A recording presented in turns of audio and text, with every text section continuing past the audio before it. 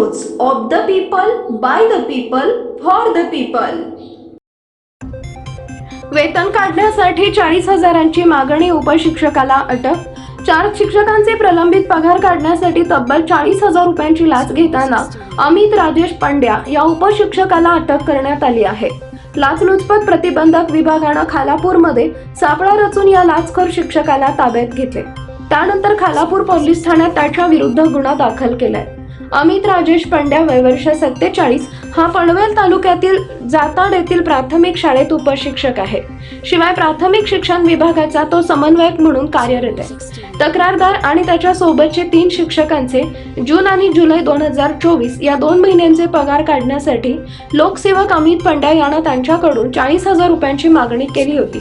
याची तक्रारदारानं लाचलुचपत प्रतिबंधक विभाग रायगड कार्यालयात 4 सप्टेंबर रोजी तक्रार केली होती। त्याप्रमाणे पंड्या पनवेल एसटी डेपोमध्ये 40,000ची लाच स्वीकारणार असल्याचं सांगितलं होतं। एसीबीनं त्याप्रमाणे पनवेल एसटी डेपो 4 सप्टेंबर रोजी रात्री 8:30 वाजता सापळा रचला होता। मात्र लोकसेवक पंड्याला संशय आल्याने त्यानं लाच स्वीकारली नाही, त्यामुळे तो सापळा फसला। मात्र त्यानंतर पंड्यानं 18 सप्टेंबर रोजी खालापूर फाटा इथं पैसे देण्याची मागणी केली। त्यानंतर तक्रारदारांनी पुन्हा एसीबीला कळवले आणि नवा सापळा मुंबई पुणे महामार्गावरील खालापूर फाटा इथं लावण्यात आला। यावेळी अमित पांड्या याला तक्रारदाराकडून 40,000 रुपये लाच म्हणून स्वीकारताना रंगेहात पकडण्यात आले।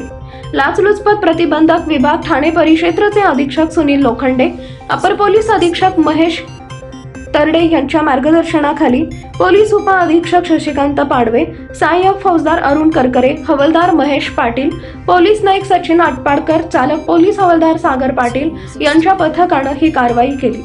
रायगड जिल्हा परिषदेमधील शिक्षण विभाग कायम चर्चेत राहणारा विभाग आहे। बदली, अनुकंपा, भरती यांसारख्या विषयात नेहमी अर्थकारण होत असल्याचं समोर आलं। आता पुन्हा एकदा शिक्षण विभागाचा कारभार चव्हाट्यावर आलाय। अमित राजेश पंड्या हा उपशिक्षक असून तो काही वर्षांपासून जिल्हा परिषदेच्या प्राथमिक शिक्षण विभागात काम करत आहे। अमित पंड्याला त्याच्या नियुक्त जागेवर त्वरित पाठवा अशी सूचना कोकण विभाग शिक्षक आमदार ज्ञानेश्वर म्हात्रे यांनी 3 महिन्यांपूर्वी प्राथमिक शिक्षण अधिकारी पुनीता गुरव यांना केली होती। यानंतरही पंड्या प्राथमिक शिक्षण विभागात होता। अमित पंड्याच्या डोक्यावर कोणाचा वरदहस्त होता याची चौकशी होणार का, असा प्रश्न आता विचारला जातोय। पीपल न्यूज पाहण्यासाठी चॅनलला सबस्क्राईब करा व बेल आयकॉनला प्रेस करा।